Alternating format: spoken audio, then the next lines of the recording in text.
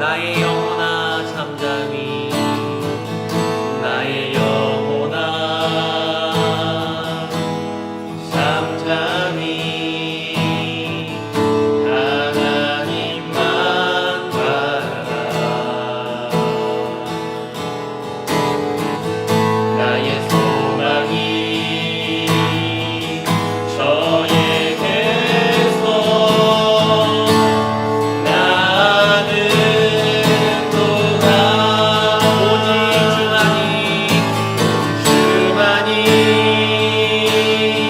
나의 반석 나의 구원이시니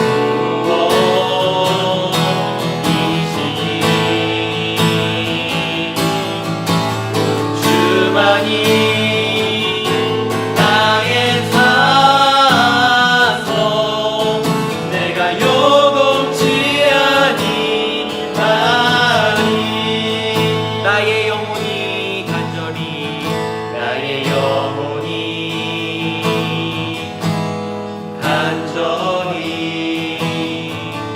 여호와를 갈망하며 나의 입술이 여호와를 찬양하리. 나의 영혼이 즐거이 나의 영혼이 즐거이 여호와를 따르니 나의 평생에 여호와를 송축하리. 오직 주만이 나의 반석 나의 구원이시니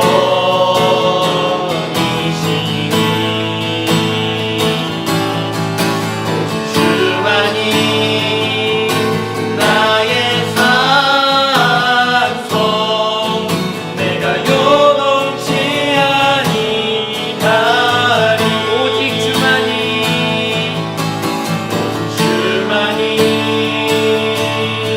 나의 반석 나의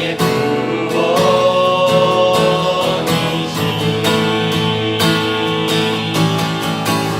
주만이 나의 산성 내가 요동치 아니하리.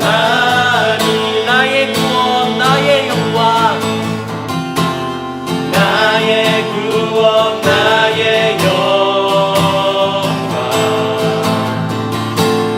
하나님께 있으니 내 힘의 반석과 피난처 되시네. 오직 주만이 나의 반석 나의 구원이시니 주만이 나의 산성 내가 요동치 아니하리.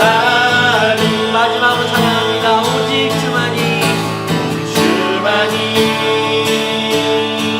나의 반석 나의 구원이시니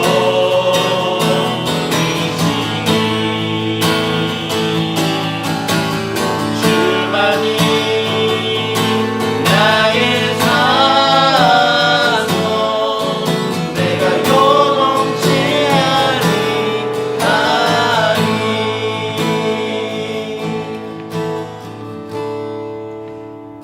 사랑의 하나님, 이 시간 우리가 하나님께 예배드리는 우리의 마음을 주님께서 기뻐 받아주시옵소서.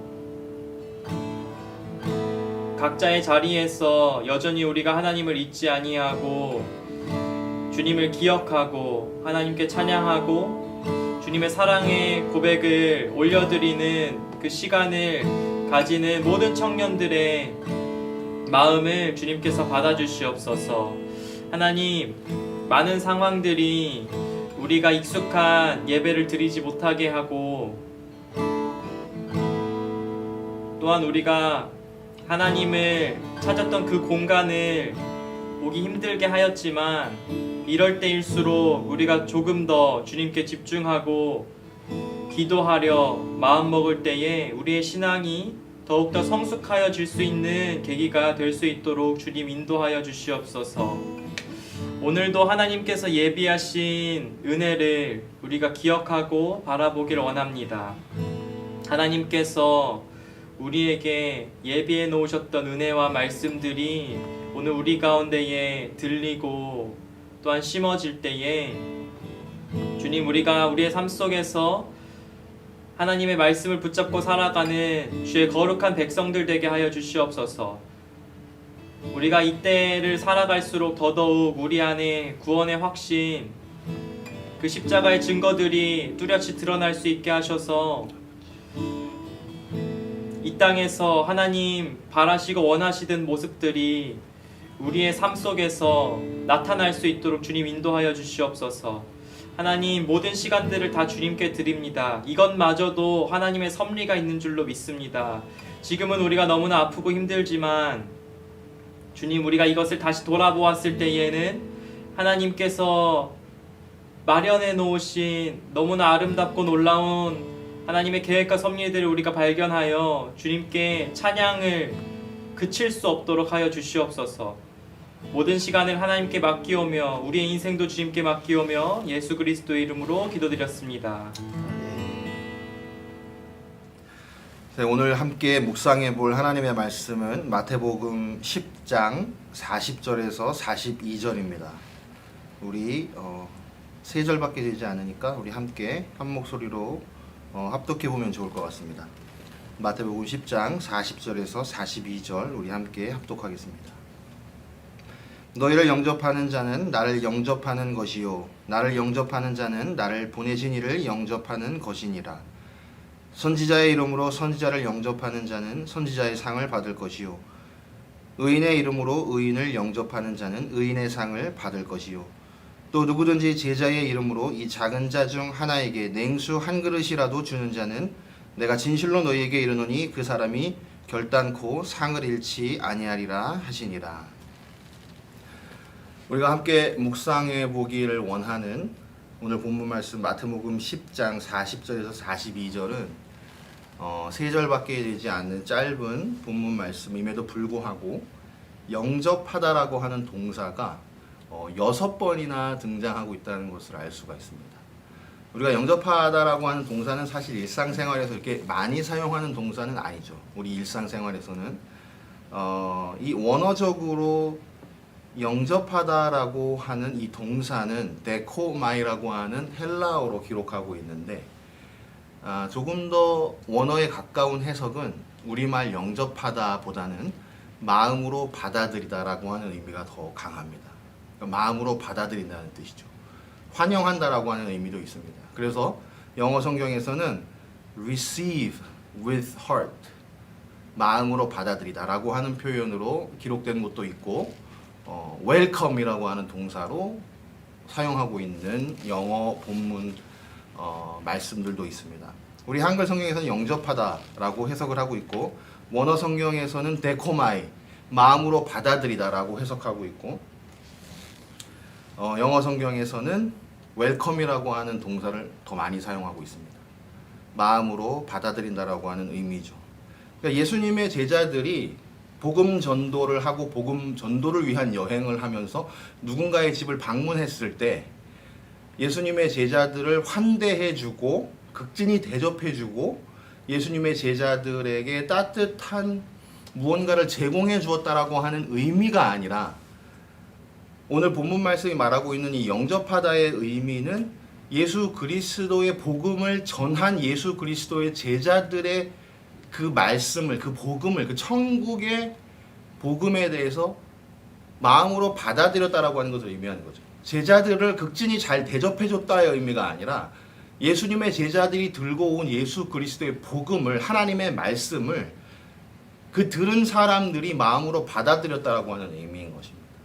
그래서 예수님께서는 너희를 영접하는 자, 너희가 증거한 하나님의 말씀을 마음으로 받아들인 그 사람은 나를 마음으로 받아들인 사람이고 곧 나를 보내신 분 하나님 아버지를 마음으로 받아들인 사람들이다라고 말씀하고 계시는 것입니다. 제자들이 어느 곳으로 가든지 아마 환영받는 사람이든 아니었을 것이라는 추측을 할 수가 있겠죠. 지금도 마찬가지지만 예수 그리스도의 복음을 증거한다고 해서 사람들이 우리를 다 환영해 주거나 우리를 받아들여 주거나 하지 않습니다. 우리가 전도를 나갔을 때 혹은 우리가 가장 가깝다라고 생각했던 사람들에게 우리가 이렇게 사랑하는 하나님, 우리가 이렇게 마음으로 믿고 의지하는 그 그리스도 예수의 복음을 증거하여도 그 사람들은 때때로 듣는 척 많은 척 하기도 하고 때로는 잡상인 취급을 하기도 하고 때로는 들은 척 만 척 하기도 합니다. 그러니까 마음으로 받아들인다라고 하는 것은 정말 어려운 거예요.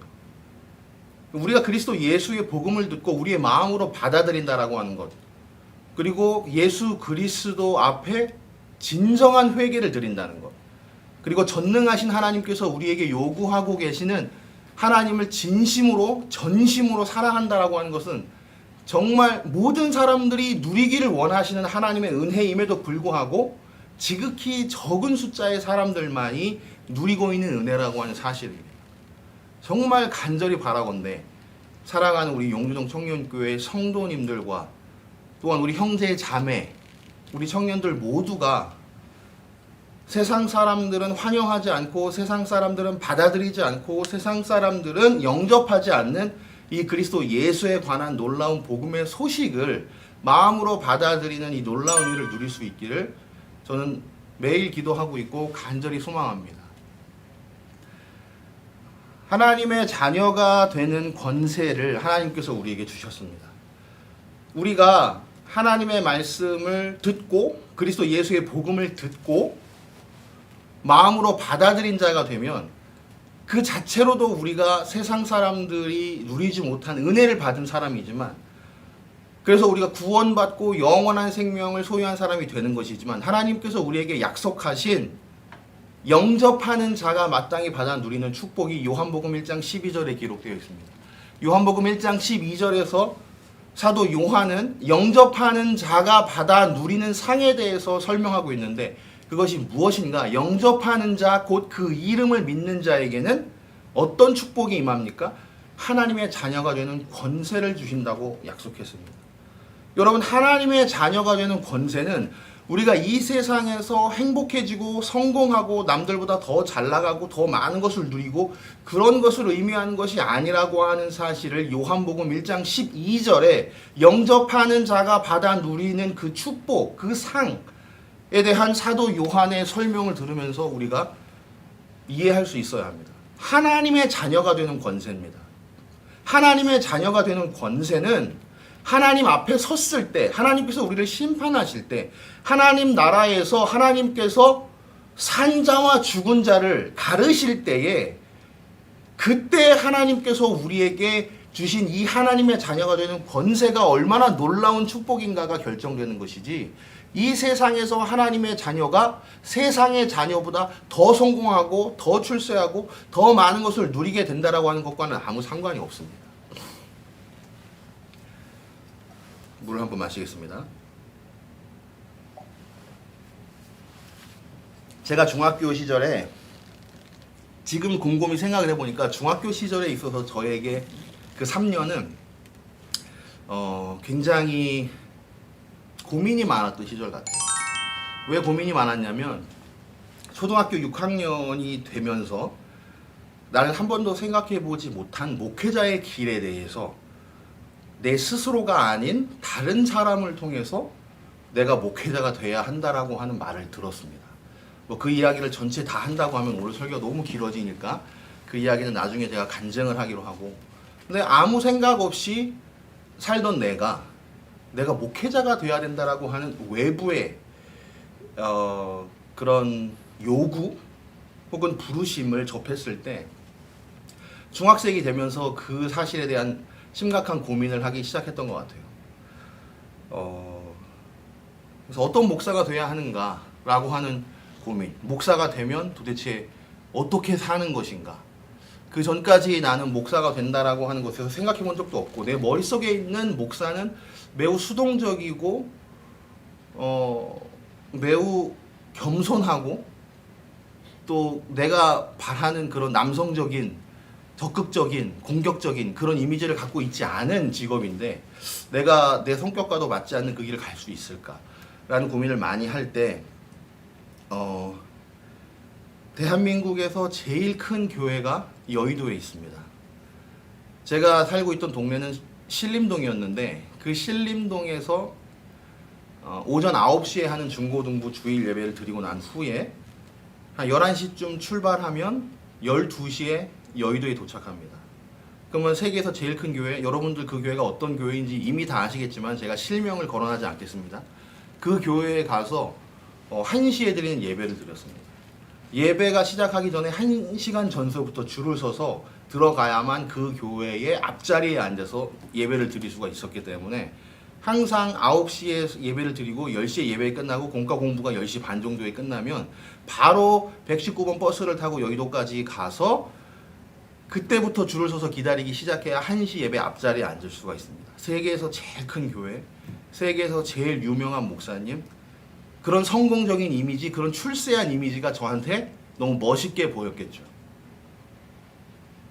그 교회 담임 목사셨던 그분의 설교는 지금까지도 제가 기억합니다. 하나님께서는 믿는 자들이 축복받고 잘 살고 이 세상에서 많은 것을 누리기를 원하신다. 그분이 사용하셨던 단어는 거부라고 하는 단어였습니다. 거부. 거절한다의 거부가 아니라 큰 부자라고 하는 의미의 거부죠. 하나님은 우리가 거부가 되기를 원하신다. 아브라함도 거부였고 이삭도 거부였고 야곱도 거부였고 요셉도 거부였고 다윗도 거부였고 다 거부였다. 하나님께서 우리를 거부가 되게 하셔서 다른 사람에게 그 축복을 나눠주기를 원하시지 우리가 가난하게 사는 것은 사탄의 거짓말이다. 그렇게 설교하셨습니다. 그런데 제가 나중에 중학생이었던 저에게 출세와 성공의 이미지가 필요했던 저에게는 그 메시지가 정말 너무나 가슴 뜨거워지는 메시지였는데 제가 중학생 시절을 지나서 고등학생이 되고 스스로 성경을 읽기 시작하면서 그런 말씀이 성경에 전혀 기록되어 있지 않다라고 하는 사실을 알았어요. 하나님께서 우리에게 주시는 축복은 우리가 이 세상에서 큰 부자가 되어서 많은 것을 누리고 그 많은 것을 누림으로써 다른 사람에게도 혜택을 주는 사람으로 살라는 것이 아닙니다. 하나님께서 우리에게 원하시는 것은 우리가 많은 사람들에게 영향력을 끼치는 사람으로 살라는 것이 아니라 하나님의 말씀에 순종하는 사람으로 살기를 원하신다는 것입니다. 미국의 70년대와 80년대는 TV 설교가들의 전성기라고 할 수가 있습니다. 많은 TV 설교가들이 미국 전국에서 마치 연예인과도 같은 인기를 누리면서 많은 사람들에게 영향력을 끼쳤습니다.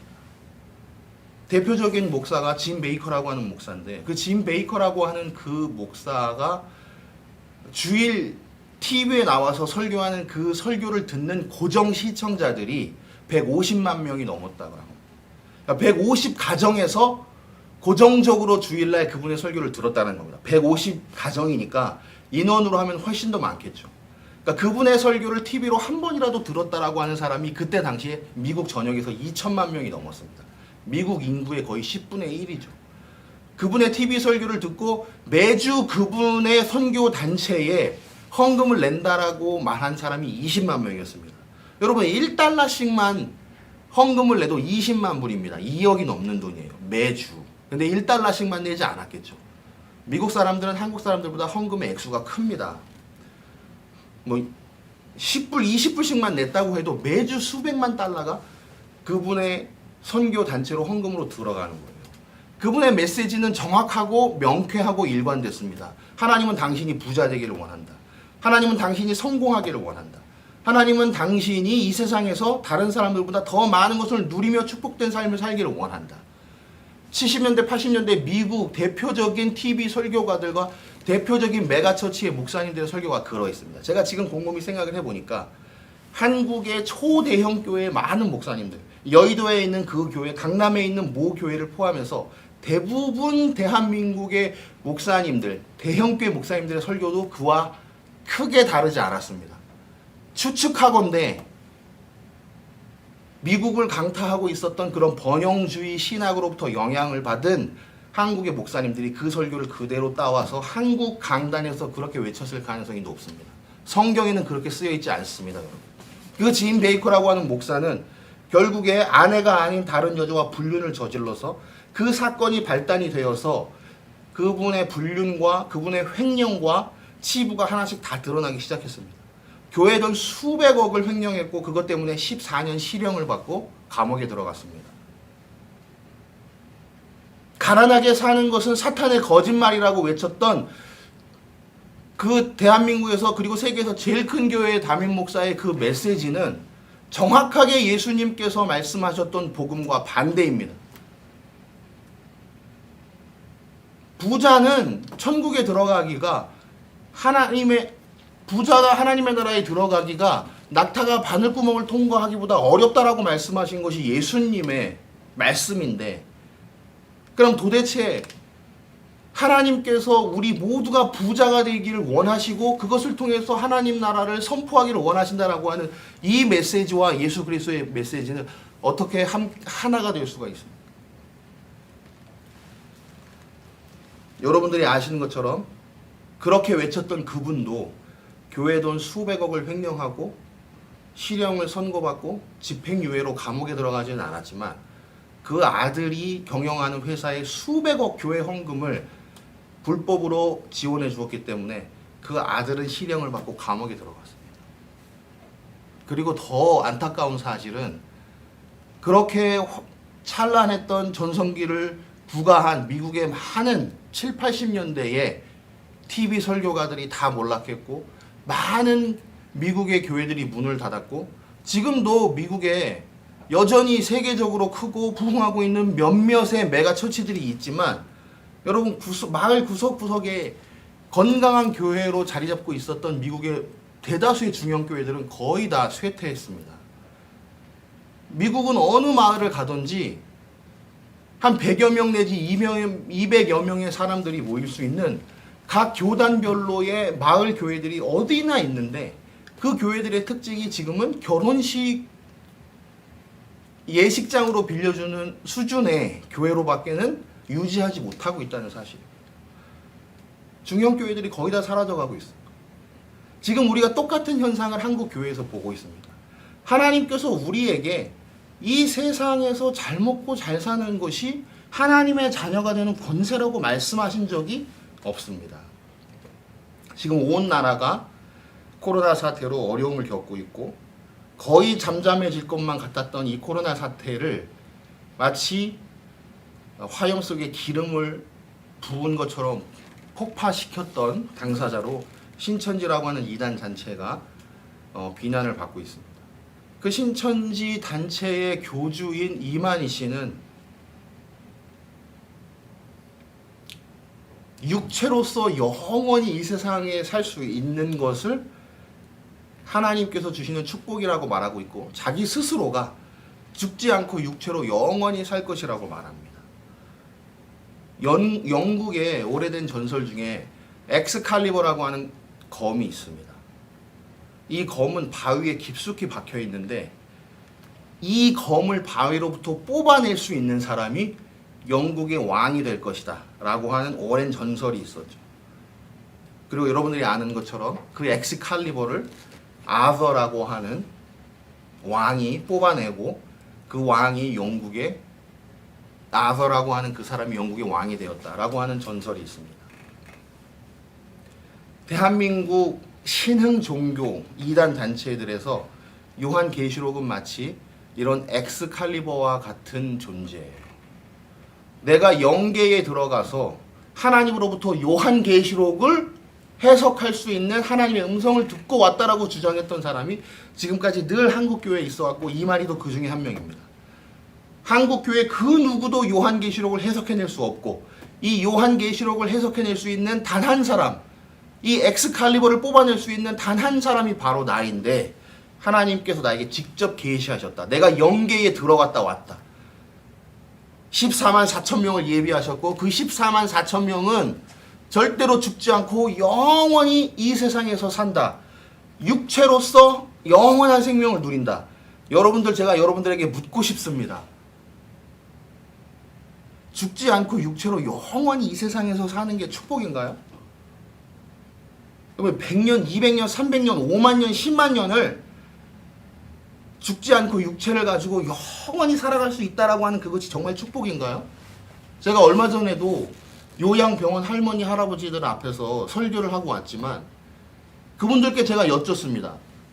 이만이라고 하는 사람은요, 죽지 않고 이 세상에서 영원히 사는 것을 약속한대요. 할머니들이 코웃음을 칩니다. 그 요양병원에 저와 같이 예배를 드렸던 20여 명 되는 할머니, 할아버지들이 코웃음을 칩니다. 이 세상에서 영원히 사는 것이 무슨 축복입니까? 지금 나이가 90살이 되어서 발음도 어눌하고 신체 능력도 다 떨어지고 귀도 어눌해가지고 다른 사람이 하는 말들도 똑바로 듣지 못해서 비서가 알려줘야 되는 그 신세에 살고 있는 그 이만희가 그 육체를 가지고 100년, 200년, 300년, 5천년, 7천년, 8천년, 9천년, 만년을 사는 게 그게 축복인가요, 여러분? 100번 양보해서 20대 중반의 건강한 육체를 가지고 늙지도 않고 죽지도 않고 매달 써도 다 사라지지 않는 돈을 누군가가 엄청나게 공급해줘서 그러한 육체와 그러한 성공과 그러한 물질을 가지고 영원히 살 수 있다고 하면 그건 축복일까요? 나는 20대 중반의 건강한 몸을 가지고 영원히 죽지 않아요. 3만 년, 5만 년을 살 수 있어요. 나는 일하지 않아도 끊임없이 어딘가로부터 물질이 공급이 돼요. 일할 필요도 없고 전 세계를 여행 다닐 수 있고 내가 원하는 것을 다 소유할 수 있고 내가 먹고 싶은 거 다 먹을 수 있고 천국이라고 불리우는 세계의 각 여행지를 나는 마음대로 다 갈 수 있고 그렇게 5만 년을 살면 행복할까요, 여러분? 그게 축복일까요? 다른 사람들은 늙어서 죽어가는데 나는 젊은 육체를 가지고 죽지 않고 영원히 모든 것을 다 누리면서 살아요. 우리 아버지도 죽어가고 내 친구들도 죽어가고 나만 혼자 그렇게 살아갑니다. 그게 축복인가요? 자, 그러면 더 양보해서 이 세상의 모든 사람들이 다 젊은 육체를 가지고 이 세상에서 아무것도 부족한 것이 없이 물질적인 풍요, 건강 다 누리면서 이 세상 모든 사람들이 태어남과 동시에 영원히 살아요. 그러면 어떻게 될까요? 이 지구는 똥밭이 될 겁니다. 사람이 태어남과 동시에 아무도 죽지 않고 천년만년 살아요. 전 세계 저기 남태평양에 가면 나우루라고 하는 섬이 있습니다, 여러분. 그 나우루라고 하는 섬에 인강석이라고 하는 그 되게 값비싼 돌들이 발견돼서 그 인강석을 채굴해서 나우루에 살고 있었던 한 만여 명에 되는 사람들이 일 한 번 하지 않고 한 몇십 년 동안 초호화로운 삶을 살았던 사람들의 이야기를 얼마 전에 다큐멘터리에서 본 적이 있어요. 그러니까 당연히 인강석이라고 하는 이 천연 자원이 다 사라지고 나니까 지금은 거지처럼 살고 있죠. 근데 뭐 판에도 다 사라지지 않는 그런 값비싼 금은 보화를 발견해서 늙지 않고 그 금은 보화를 팔아서 영원히 살 수 있다. 그러면 이 지구는 똥밭이 된다니까요. 그게 축복이 아닙니다. 하나님께서 우리에게 말씀하셨어요. 요한 1서 2장 15절과 16절과 17절에서 하나님께서 우리에게 말씀하셨습니다. 이 세상을 사랑하지 말라. 이 세상을 사랑하지 말라. 이 세상에는 소망이 없고 이 세상에서는 너희 기쁨이 없고 이 세상에서는 너희가 누려야 할 그 어떤 기쁨도 없다라고 하는 것이 하나님의 선언입니다. 요한 1서 2장 15절과 17절 제가 여러분들께 한 번 더 읽어드리겠습니다. 우리를 창조하신 창조주 하나님의 말씀입니다. 이 세상이나 이 세상에 있는 것들을 사랑하지 말라. 누구든지 세상을 사랑하면 아버지의 사랑이 그 안에 있지 아니하나니 이는 세상에 있는 모든 것이 육신의 정욕과 안목의 정욕과 이생의 자랑이니 다 아버지께로부터 온 것이 아니요 세상으로부터 온 것이라. 이 세상도 그 정욕도 지나가되 오직 하나님의 뜻을 행하는 자는 영원히 거하느니라. 하나님께서 말씀하시기를 우리를 창조하시고 우리를 구원하시고 우리를 하나님의 자녀 삼는 놀라운 권세를 약속하신 그분이 하나님의 말씀을 듣고 하나님을 영접하고 그리스도 예수의 복음을 받아들인 그 사람에게 주시는 상은 이 세상에는 없다고 말씀하셨습니다. 이 세상에서는 없습니다. 젊음을 가지고 돈을 가지고 이 세상에서 10만 년을 100만 년을 산다고 해도 이 세상은 똥밭으로 전락할 뿐입니다. 이 세상에서는 그 어떤 소망이 없습니다, 여러분. 성경이 우리에게 일관되게 하고 계시는 말씀은 하나님의 뜻대로 행하는 사람으로 살라는 것입니다. 하나님의 나라를 줄 테니까 이 세상에서 생명이 다하는 날 하나님 나라에 와서 하나님이 주시는 영원한 생명을 누리라는 겁니다. 하나님께서 우리에게 영원한 생명을 약속하셨다면 그 영원한 생명에는 한 가지 단서가 붙어야 합니다. 어떤 단서일까요? 영원한 생명만 주시고 영원한 기쁨이 없으면 그 영원한 생명은 아무 의미가 없죠. 하나님께서 우리에게 영원한 생명을 주시겠다라고 하는 그 약속은 시간이 아무리 많이 흘러도 사라지지 않는 하나님 안에서의 영원한 기쁨과 감격이 있다는 겁니다. 하나님께서 하나님의 자녀에게 주시는 상, 하나님께서 그리스도의 복음을 받아들인 사람에게 주시는 상급은 바로 그런 상급입니다. 하나님의 나라에서 하나님 보좌 앞에서 사라지지 않는 영원한 감격과 기쁨을 누리는 겁니다. 우리를 창조하신 하나님이 그렇게 말씀하고 계시다면, 우리가 그 하나님을 믿는다면, 우리가 그리스도 예수의 복음을 마음으로 받아들인 사람이라면, 그러면 우리는 마땅히 하나님의 뜻대로 행하는 자로 살아야 되겠죠. 제가 지금까지도 잊지 못하는 한 10년 전에 보았던 다큐멘터리의 한 장면인데, 아직까지도 제가 마치 어저께 본 것처럼 선명하게 기억하고 있는 한 장면이 있습니다. 아마도 SBS 스페셜의 불안 무엇인가라고 하는 제목의 프로그램이었다고 기억이 나는데, 한 10여 년 전쯤이었습니다. 카이스트에 전 재산 350억을 기부하신 김병호 회장님에 관한 이야기였습니다. 그러니까 아주 가난한 가정에 태어나서 초등학교만 졸업하고 어머니 몰래, 아버지는 일찍 돌아가시고 어머니 몰래 그때 돈으로 76환이 되는 돈을 들고 서울로 혼자 상경해서 그것을 바탕으로 오직 성실과 근면으로 350억이라고 하는 큰 재산을 모으신 거예요. 얼마나 근검절약을 하면서 사셨는지 이쑤시개를 8번 쪼개서 사용하신답니다. 한 번 사용하고 카타칼로 쪼개고 2번, 3번 쪼개면 8번까지 이쑤시개를 쪼갤 수가 있대요. 그럼 이쑤시개 하나를 8번 칼로 쪼개서 쓰시는 분이니까 얼마나 근검절약하면서 사시겠어요. 인터뷰 하시면서 말씀하시기를 단 한 번도 흐르는 물에 설거지를 해보신 적이 없대요. 설거지 다 마친 물은 변기에 오물을 버리는 물로 쓰십니다. 그렇게 근검절약을 해서 350억이라고 하는 재산을 모으신 이분이 전 재산 350억을 서울대학교를 졸업한 외아들이 있습니다. 그 외아들에게도 주지 않고 20평짜리 단칸방 하나를 물려주고 350억 전 재산을 다 카이스트 학생들, 당신의 공부 못한 서름 때문에, 과학기술의 발전이 대한민국의 미래라는 확신 때문에 카이스트에 다 기부하셨습니다. 당연히 기자가 질문했겠죠. 아니 이렇게 큰 재산을, 그렇게 명문대학을 졸업한 아드님이 계심에도 불구하고 어떻게 다 기부하실 수가 있었느냐. 근데 그분이 기자가 이 질문을 하자마자 눈물을 글썽글썽 하시면서 하셨던 그 대답의 한 장면을 제가 지금까지 잊지 못하는 겁니다. 그분이 눈물을 글썽글썽 하시면서 이렇게 대답했습니다.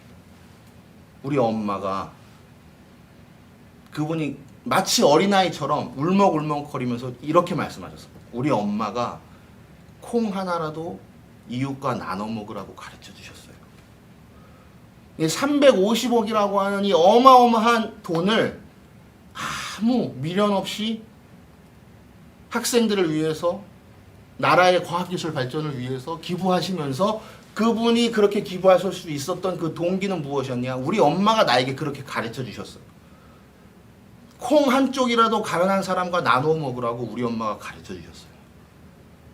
여러분, 어머니에게 콩 한 쪽이라도 이웃과 나누어 먹으라고 가르침을 받은 이 성실하고 정직한 대한민국의 한 청년이 나중에 거부가 되어서 그 모든 것들을 어머니의 가르침대로 가난한 이웃을 위해서 다 죽었습니다. 우리가 하나님의 자녀라고 한다면, 하나님의 자녀가 누리는 권세를 가진 사람이라고 한다면 우리도 하나님의 말씀대로 살아야 됩니다. 하나님의 말씀대로 살지 않으면 하나님의 자녀가 아닌 것이죠. 지난 토요일에 우리 박승건이와 김나은이가 결혼을 했습니다. 코로나 사태 때문에 성대한 결혼식을 7월로 미루고 약소하게 가족들만 모여서 결혼식을 올렸습니다. 결혼식을 마친 후에 원래 가기로 했던 신혼여행을 당연히 못 가게 되었죠. 그래서 어디 제주도라도 갈 건지 물어봤더니 제주도도 못 간대요. 공항 자체를 갈 수가 없답니다. 직장에서 말려서. 그러면 어디를 갈 거야? 라고 제가 물었더니 운전을 해서 저 해남에 있는 땅끝마을에 갈 거라고 말하더라고요. 그래서 해남 땅끝마을 좋지. 좋은 데로 여행하네. 이렇게 말했더니 여행을 하려고 해남의 땅끝마을에 가는 게 아니었어요. 거기에 나은이가 창원에 있는 본교회를 다닐 때, 자신의 고향 교회죠. 거기를 다닐 때 부목사님으로 계셨던 목사님이 해남에 있는 교회에서 목회를 하신답니다. 그 목사님, 평소에 존경했던 그 목사님을 만나기 위해서 해남으로 간다라는 거예요. 권사님 두 분이 그 교회의 성도의 전부랍니다. 연세 많으신 권사님 두 분, 그 권사님들의 농사일 도와드리고, 또 교회 나오는 권사님 농사만 도와드리면 안 되니까 교회 안 나오는 연세 많으신 어르신들의 농산일도 도와드리면서 그 두 분 권사님을 모시고 예배를 인도하는 해남의 작은 교회의 담임 목사님, 그분을 만나뵙기 위해서 승건이와 나은이가 갔다라는 거예요. 저는 예전에 중학교 때죠. 어쩌면 최근까지도 그랬을런지도 모릅니다. 큰 교회, 세계가 알아주고 대한민국이 주목하고 많은 사람들 앞에서 설교하는 목사가 큰 목사인 줄 알았습니다. 그게 하나님께서 주시는 축복인 줄 알았습니다. 그 목사님의 입에서 나오는 그 복음이 복음인 줄 알았습니다. 하나님은 축복하는 자에게 거부가 되게 하신다.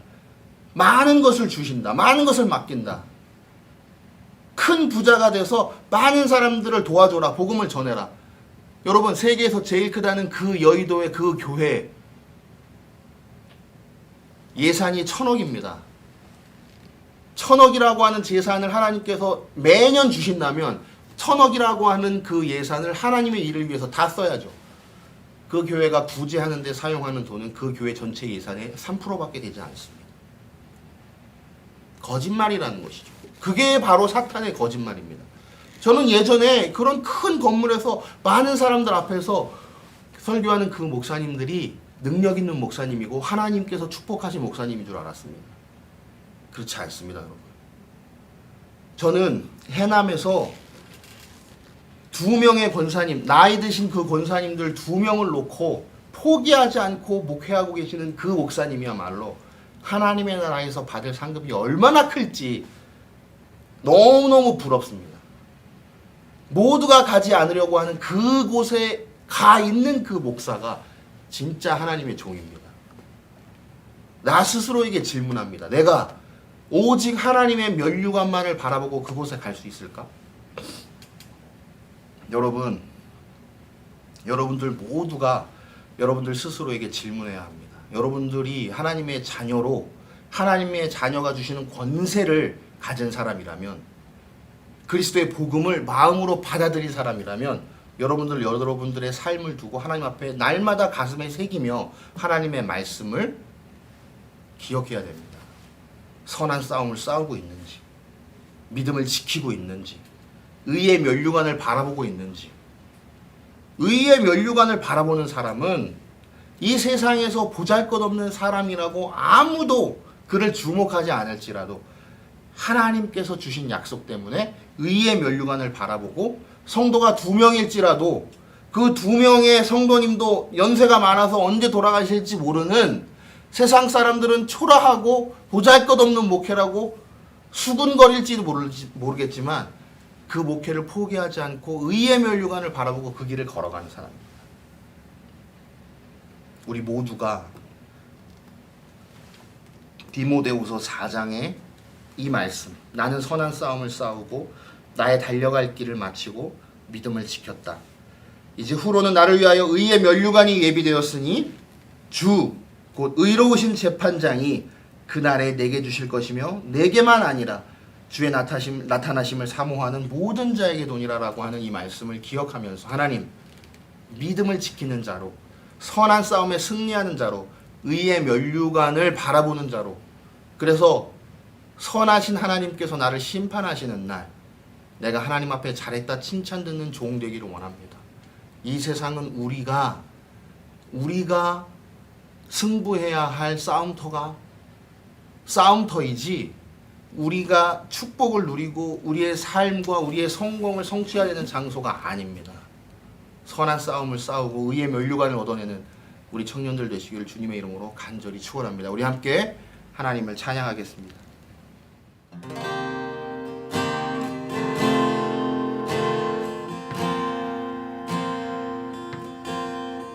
날이 저물어 갈 때 힘들에서 걸을 때 그때가 하나님의 때 내 힘으로 안 될 때 빈손으로 걸을 때 내가 고백해 여호와 날이 저물어 갈 때 날이 저물어 갈 때 힘들에서 걸을 때 그때가 하나님의 때 내 힘으로 안 될 때 내 힘으로 안 될 때 빈손으로 걸을 때 빈손으로 걸을 때 우리 함께 고백합니다. 내가 고백해 여호와 이래 주가 일하시네, 우리 주님 일하시네. 주가 일하시네 주가 일하시네 주께 아끼지 않는 자에게 주가 일하시네 주가 일하시네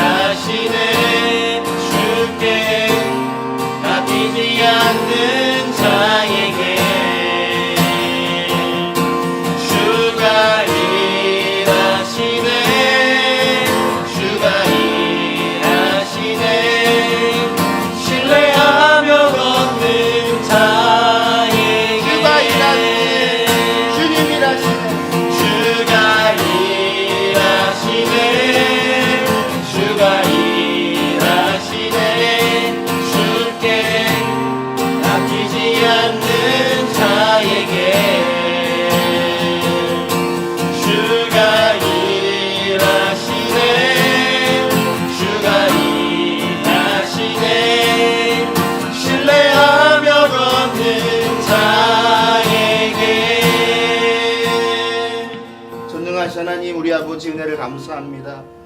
아버지 하나님께서 우리를 사랑하셔서 그리스도의 보혈로 구원하시고 이 세상을 살아가는 동안 하나님의 거룩한 자녀 되게 하셨사오니 예수 그리스도께서 말씀하신 십자가의 그 길을 걸어가게 하시고 이 세상에 썩어질 것들이 아니라 하나님께서 약속하여 주신 하나님의 자녀가 되는 놀라운 권세를 이 땅에서와 하나님의 나라에서 누리며 사는 이 놀라운 축복을 소유한 자들로 우리 한 사람 한 사람에게 충만한 은혜를 더하여 주시옵소서. 아멘. 세상 가운데 그리스도 예수의 십자가를 증거하는 복음의 전파자가 되게 하여 주옵시고 아버지 하나님께 영광 돌리는 우리 모든 삶을 하나님 앞에 다 내어드릴 수 있도록 결단하는 시간 되게 인도하여 주옵소서.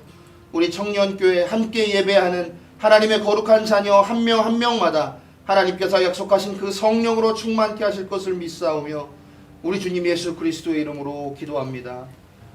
아멘. 전도사님 광고해 주시겠습니다. 네, 여러분 오늘도 영상으로 우리가 함께 예배를 드리게 되었습니다. 이 영상 예배는 다음 주까지 드릴 예정이고요. 그 이후에는 다시 우리가 교회에 모여서 함께 예배하려고 합니다. 기억해 주시고 다음 주까지는 우리가 영상으로 예배 드리도록 하겠습니다.